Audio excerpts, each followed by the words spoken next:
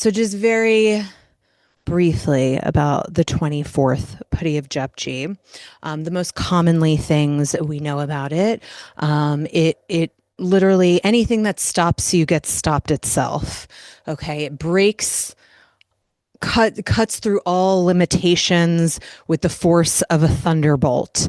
It clears karmas, familial patterns, and really puts you in a space of sovereignty. It releases, all of these things that we just hold in our cells, in our subconscious, in our unconscious, and we talk about karmas a lot in yogic traditions. But if you also study, like quantum physics and what this actual reality, time space hologram even is, and just laws of the mind in the universe, you'll also understand that there is no past. There is no past.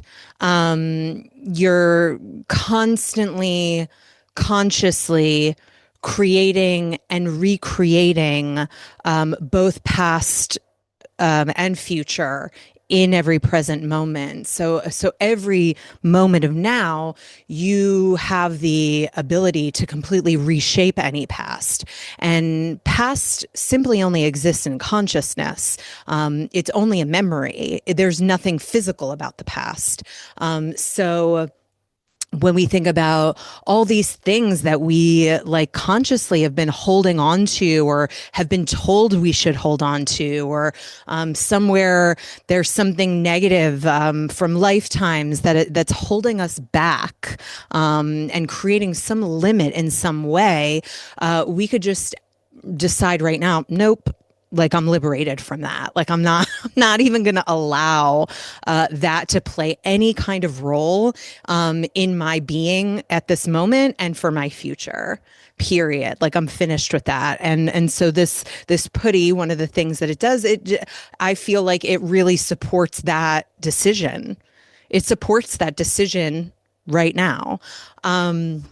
So we don't have to bring and past just being all the experiences that we've had, just this human incarnation. So when we're moving into, going into a solstice, going into an equinox, going into a new year, it's Hanukkah, Christmas. It's a really potent and powerful, miraculous time of year, like blessings and anything and everything is just possible and available. I mean, all the time, every day, all times of year. But December has like its own. There's its own specialness to the end of December. So whatever we want to create, whatever identity we want to behold, it's available to us simply with a decision and a choice, a conscious choice. And so one way we can also use this 24th Putty of Japji, literally breaking the limits, but all of those just being that infinity. So we're the creation of the creator of the universe, God, ultimate supreme consciousness, and we're that human body, physical form, finite being, yet we are conscious, we are infinite consciousness, we are God, we are the creator, we have all the divine power of God to create our entire life and existence and experience.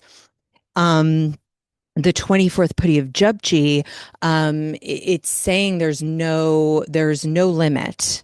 There's no limit to the miracles. There's no limit to the blessings. There's no limit of what the created can create as the creator. There's no limit to that connection to the infinite divine consciousness. And anyone that practices and perfects this mantra, this shabad, will obtain and is able to obtain that experience of being the infinite God consciousness without limit to the power, and the gifts and the blessings. Now, the miracles, the blessings, the completely illogical, and really, really talking about like the miraculous and the miracles, that's all available at any moment. And we may think that this some big thing that we want, whether it's in our healing, whether it's in our business, whether it's in our relationship, whether it's in our physical health. We look at certain things as if to receive them would be a miracle, to experience it would be a miracle.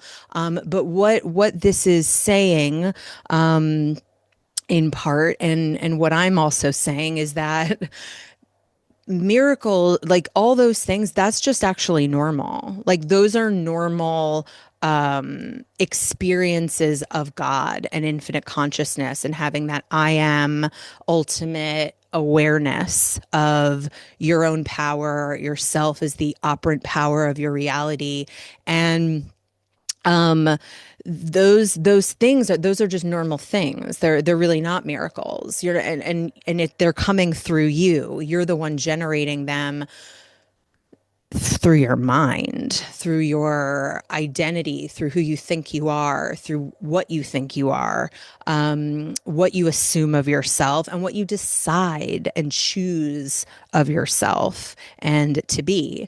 And we can have, be, or do anything that our mind can conceive, but we've been taught that there's all these limits and these challenges, and it has to be this way, and it has to be this way, and you have to do this to get that. And really, we just have to know that whatever we say goes, and then the universe, God says yes. So we have to be conscious of what we're deciding, of what we're claiming, what we're commanding. And then we have to hold the pose and know that it's done, and we don't have to worry about the details, and we don't have to worry about the rest. And the miraculous, all those things that we dream of, that we imagine, that we desire for ourselves, those are meant for us. That's all meant for us. It's all ours. Everything's available. It doesn't matter how outlandish it may seem. It doesn't, it doesn't even matter if that seems like it would be a miracle. The thing is you become somebody that's just how it goes for you.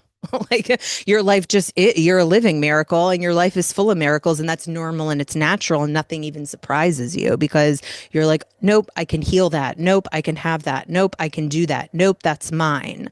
No matter what you see, you don't get turned around by anything you perceive with your senses. Okay, but all these simultaneous things, everything you desire is already existing right now. It's not something in the future. But what do you have to do to lock into being able to perceive it with your senses? You have to open up your perception, because we're unable to observe what we can't perceive. Like we can't perceive it if we can't observe it. So in the mantra and in this mantric science, we use these are codes. It's not a language, and it's not religious, and it can be spiritual, because of course we feel that it's spiritual, but it's not spiritual. It's a technology. We make it spiritual, and we feel something spiritual and connection and divine, in that divine connection about it, but ultimately, it's just a science, a sound science technology. Yogi Bhajan says that all the time. But it's a pattern. It's a pattern. So the pattern, specific patterns, the tongue moves against the 84 meridian points of the roof of the mouth. The roof of the mouth is the dome of the universe. 84 meridian points on the roof of the mouth, 84 facets of the mind, and you're hitting in a particular, what's called a permutation combination, to create a new neurological pattern, to create glandular secretions from the pituitary, the pineal, the hypothalamus, into the spine, into the body, into the entire system. And then what that does is it creates an entirely new pattern in the whole system, so that once you have this new pattern and it goes in the unconscious, the subconscious, and the conscious, you become a living embodiment and a living vibration, a living frequency, and a living experience of the pattern. And then once you are the pattern itself, you hold the pattern, then your external environment can do nothing but reflect it and mirror it back to you. So it widens, it opens the perception, the perspective to whatever that particular shabad we're chanting does. And also to note, they all widen the perspective. They all clear out things that don't belong, that don't serve you, that are not who you truly are, which is God, which is divine. They all remove, the pull, the magnetics of the negativity. They can allow you to be neutral about good and bad. So it's not just about being neutral towards negativity. It's the being neutral about the miracles. Because how do you expect to live in just a miraculous, magical life if it's such a huge deal to you? No, that's normal. Doesn't mean you're not happy about it. Doesn't mean there's not joy about it. But at the same time, but you're not overly, there's no overreaction, just like to negative. There's no overreaction. You're not like pulled off course. You're just like, yeah, obviously. And you celebrate, and you're just like, of course I did that. Of course that came through me. Not I did that as an ego thing. It's like Jesus wasn't out there performing miracles just to prove to everybody and show off that he could perform miracles. He was just doing it because he's innately a miracle, and to show you that you too can perform and create those same miracles.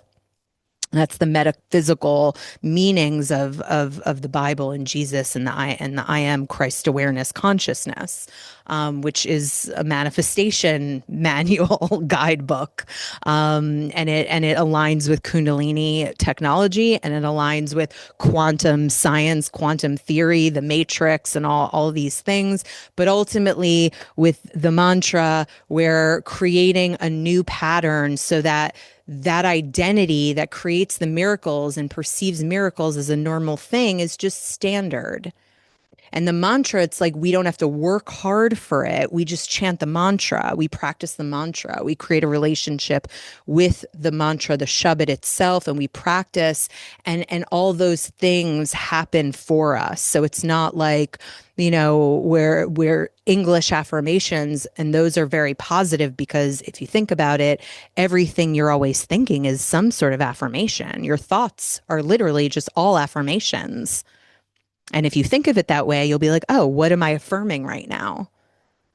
Does this serve me, or is this against me? So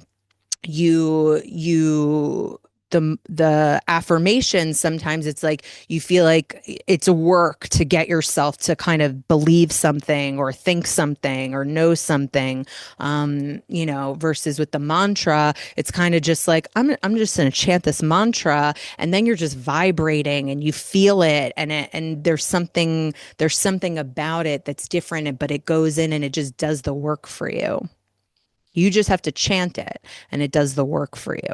Okay, so but one of the things around the solstices, equinox, and like very potent celestial events, and the reason why the 24th Padi of Japji is really perfect for that, Yogi Bhajan says about this: do you know what Guru Nanak has done? He has used Nod, Siddhi Nod, and put all the limits of the sun and moon and the stars and the individual psyche and the reactive psyche and the co-reactive psyche and the projective psyche. What he did is to put out a big hand and round it all up. That gives you sovereignty. That guarantees your happiness. The greatest thing ever Guru Nanak has done for mankind is to give this 24th Padi. It cuts out any and all negativity, insanity, pain, and curse in life. It breaks everything with the limit that can affect you. So we chant it because if we don't have any limits and nothing can affect us and it's all just kind of put into the thing and we could just be sovereign and we're just not limited, then we can just be the infinite being that we already are. And then that gives us just the power to just maneuver everything in our lives, command, decide, an easy and effortless maneuvering and just dancing with the thing versus feeling like we're the result of what's going on out here. Because the truth is that we are mentally, mind, we are the cause. We're the cause of the effect. The effect is the planets, the things, the whatever out here. And so we just put ourselves in the position to just vibrate this code. And then everything around us just it reflects and it becomes this code right back at us. Okay. So that's that. That's my as brief as I could make it today. Okay, so we're going to chant 62 minutes. And I made a 62-minute version of my new 24th Putty version track, recitation track.